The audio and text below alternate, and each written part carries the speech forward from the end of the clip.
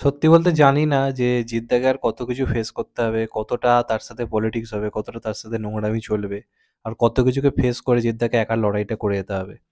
সত্যি বলছি, জিদ্দা আমাদের বাংলা ইন্ডাস্ট্রিতে মানে ডিজার্ভ করে না। জিদ্দা অনেক বড় ইন্ডাস্ট্রিতে ডিজার্ভ করে। আমাদের ইন্ডাস্ট্রি জিদ্দার দাম দিতে তো পারেই নি, উল্টে অন্য একটা ইন্ডাস্ট্রি তো মানে বাংলাদেশের কথা বলছি, সেখানেও কিন্তু জিদ্দার সঙ্গে একটা মানে কি বলবো, মানে খুব বাজে জিনিস ঘটেছে।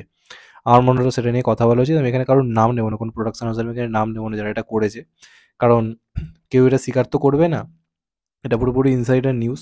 তাই মনে হলো এই ব্যাপারটা শেয়ার করা উচিত। এবং আমি চাই মানে জিদ্দা নিজের মানে এই যে লড়াইটা চালিয়ে যাচ্ছে কমার্শিয়ালি, সেটা থেকে না পিছিয়ে না আসে। কারণ যে মানে যে জিনিস ফেস করতে হচ্ছে জিদ্দাকে, যে অবস্টাকেল এ তাকে পড়তে হচ্ছে, আমার মনে হয় অন্য কেউ হলে হাল ছেড়ে দিত। আর কমার্শিয়াল সিনেমা করতই না। জিদ্দাকে যে প্রবলেম বা মানে ট্রাভেল এর মধ্যে দিয়ে যেতে হচ্ছে, তার সত্ত্বেও যে লোকটা বড়, বড় প্রজেক্ট করে যাচ্ছে, এটার জন্য জিদ্দাকে হ্যাটস অফ। এক তো অডিয়েন্সের সাপোর্ট এখানে কম পাওয়া যায় কমার্শিয়াল সিনেমার ক্ষেত্রে, সেটা তো জানি। তার সঙ্গে, সঙ্গে লোকটাকে থামানোর মানে লোকের অভাব নেই। আমাদের এখানে তো একটা প্রোডাকশন হাউস রয়েইছে, তারা সবসময় পেছনে পড়ে রয়েছে।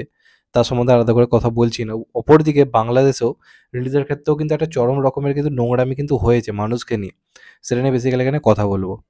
তো মানুষ যে ১ম এ ২৪ তারিখে যে রিলিজ করার যে প্ল্যানটা এরা করেছিল, ২ বাংলা মিলিয়ে, সেটা কিন্তু যথেষ্ট প্ল্যানিং করেই করেছিল। তাদের প্রোডাকশন হাউস যথেষ্ট প্ল্যানিং করেই প্ল্যানটা করেছিল যে আমরা একটা নন ফেস্টিভ্যাল টাইমে আনছি। আমাদের এখানে ওয়ার্ক নাও করতে পারে। কারণ এখানে কমার্শিয়াল সিনেমার মার্কেট খারাপ। আগের মতো যখনই কমার্শিয়াল সিনেমা আনবো চলবে। এই মার্কেটটা এখন চলে গেছে। তা সত্ত্বেও জিদ্দা ওই টাইমটা এনেছিল। এক হচ্ছে জিদ্দার জন্মদিনের একটা উইকেন্ড ছিল। ওটা একটা কারণ ছিল। আর সেকেন্ড কারণ ছিল হচ্ছে বাংলাদেশেও একই টাইমে রিলিজ করা। যে কারণে অনেকদিন পর জিদ্দার কোনো সিনেমা ডাইরেক্ট ২ বাংলা মিলিয়ে রিলিজের প্ল্যানিং করেছিল। আমার যদি মনে থাকে দেখবেন পুরোপুরি সিওর জানিয়ে দেওয়া হয়েছিল। আমরা তখন ভিডিও করেছিলাম যে এটা একদম ২ বাংলাতে সিওর একসাথেই রিলিজ করছে। তার কারণ হচ্ছে ওখানকার একটা বড় প্রোডাকশন হাউস, তার সঙ্গে যোগাযোগ হয় জিদ্দার। তারা ১ম এ পোস্ট করে জানিয়েও দিয়েছিল যে হ্যাঁ, এই দিন একই দিনে রিলিজ করছে ২ বাংলা মিলিয়ে। এবং তখন সেই প্রোডাকশন হাউস আমাদের এখানকার পরিচালক কত তারিফ করেছিল মানুষ সিনেমাটার। দেখে ভালোও লেগেছিল। কিন্তু এর পেছনেই লুকিয়ে ছিল হচ্ছে নোংরা আর কি পলিটিক্স। তারা সমস্ত কিছুতে রাজি হয়ে যাওয়ার পর, সমস্ত রকমের সই-সবুত হয়ে যাওয়ার পর, তারা পড়ে যায় মানে টাইগার 3 কে নেওয়ার জন্য। টাইগার 3 আরো বড় সিনেমা, এটা আমরা সবাই জানি। বাংলাদেশের দর্শক অবশ্যই মানুষের আগে টাইগার 3 কে রাখবে, কারণ সালমান খানের একটা হিউজ ফ্যান ফলোইং রয়েছে, প্লাস ওটা স্পাই ইউনিভার্সের অংশ। সেটা যদি তারা কোনোভাবে লুফে নিতে পারে, তাহলে তাদের সিনেমা ২-৩ সপ্তাহ একটা হিউজ বিজনেস আসবে তাদের। তারা যেখানে ডিস্ট্রিবিউট করবে সেখান থেকে একটা ভালো বিজনেস আসবে। তারা সেই মাথাটা খেলাতে যায়, যে কারণে তারা মানুষকে নিয়ে ভাবা ছেড়ে দেয়। মানুষ তারা মানে ধরতে মানে গুরুত্ব দেওয়াটা বন্ধ করে দেয়। যে কারণে দেখবেন লাস্ট মুহূর্তে সেই প্রোডাকশন হাউস থেকে বা সেই ডিস্ট্রিবিউশন থেকে ফেসবুকে সমস্ত পোস্ট ডিলিট করে দেওয়া হয়। আশা করি কাদের কথা বলছি আপনারা বুঝতে পারছেন। সেখান থেকে পুরো ডিলিট করে দেওয়া হয়।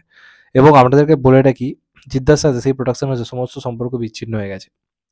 পুরোপুরি বিচ্ছিন্ন হয়ে গেছে। এখানে এইজন্যই নাম করতে চাইছি না, কারণ এটা পুরোপুরি একটা ভেতরের খবর। আমার মনে হয় না নামটা বলে দেওয়া উচিত। যে কারণে বলছি না, সব প্রোডাকশনের সঙ্গে জিদ্দার সমস্ত সম্পর্ক জাস্ট অত্যন্ত খারাপ জায়গাতে, এবং তার জন্য ওই প্রোডাকশন হাউস নিজে দায়ী।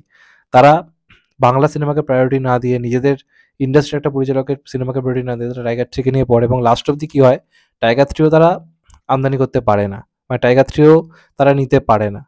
এবং সেটা যখন নিতে পারল না, ততদিনে অলরেডি মানুষ সেই চুক্তি থেকে জিদ্দা সরে এসেছিল যে তাদেরকে মাধ্যমে আনাবে। তারা সেই কারণে মানুষটাকেও আর আনতে পারে না, এবং ততদিনে ঝামেলা শুরু হয়ে গেছে। তারা তখন যতই রিকোয়েস্ট করে যে আমাদেরকে আবার দায়িত্ব দেওয়া হোক, আমরা ট্রাই করছি এই দিন রিলিজ করার, জিদ্দা পুরোপুরি নিজের একটা তার আত্মসম্মান রয়েছে, সেই আত্মসম্মান সে ঠিক করে নেয় না, এদের সঙ্গে আমি কোনো এতে নেই। দরকার হলে ১ বছর পরে আনবো, কিন্তু অন্যভাবে রিলিজ করবো। যে কারণে তাদের সঙ্গে পুরোপুরি চুক্তি ভেঙে যায়।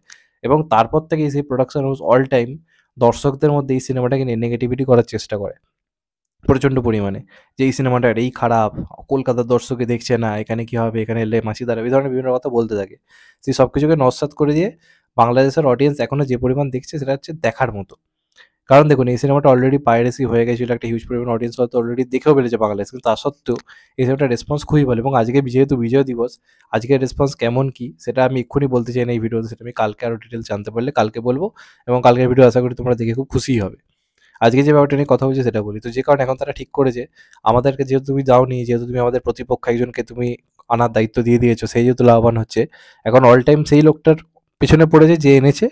আর সেই জিদ্দার পেছনে অলরেডি পড়ে রয়েছে যে এই সিনেমাটা এই খারাপ, এই খারাপ। আজকে আমার এই সিনেমাটা দারুণ চলছে, অথচ ইন্ডিয়ার সিনেমায় কোনো হল নেই। দেখুন ফেসবুকে পোস্ট করেছে, যাদের কথা বলছি তারা।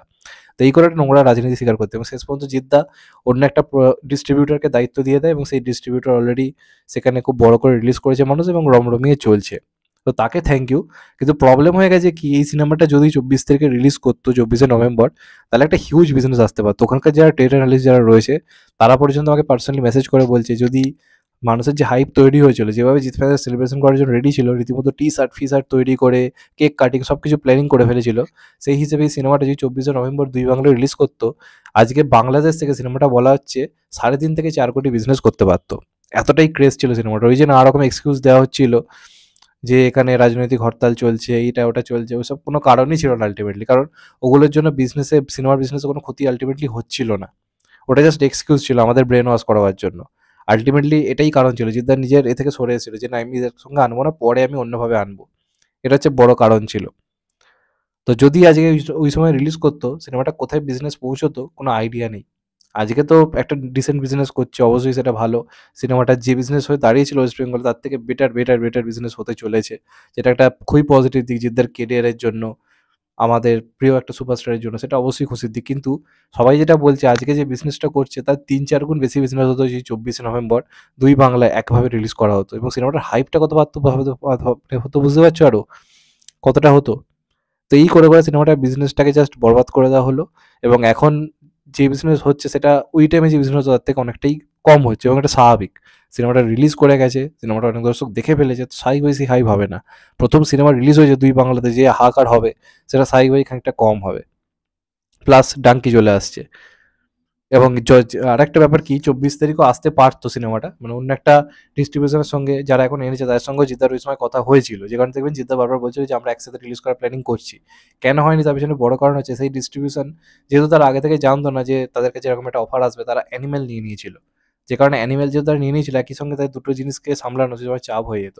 যে কারণে তারা আগে অ্যানিমেলকে প্রায়োরিটি দিয়ে সব কিছু সামলে নিয়ে তারা অ্যানিমেলের পরে এই সিনেমাটাকে এনেছে। তো এটাই হচ্ছে পুরোপুরি ব্যাপার। আমার মনে হয় অনেকে জানতো না। আমি ভেতর থেকে খবর নিয়ে পুরো ব্যাপারটা জানতে পারলাম। ওখানকার যারা, তারাই আমাকে এটা জানালো। তো মনে হলো এটা নিয়ে আলোচনা করা অবশ্যই দরকার। তো বুঝতে পারছো, জিদ্দাকে চাপে ফেলার লোকের অভাব নেই। প্রত্যেকে প্রতি মুহূর্তে হাজার হাজার ঝামেলা ঝঞ্ঝাট ফেলতে চাইছে, এবং সেখান থেকে তাকে লড়াই করে সেই যে এখনও মেন স্ট্রিম কমার্শিয়াল কাজ করছে, কমার্শিয়াল এটাকে বাঁচিয়ে রাখার চেষ্টা করছে, সিঙ্গেল স্ক্রিনারদের মুখে হাসি ফোটাবার চেষ্টা করছে, এটাই তো অনেক।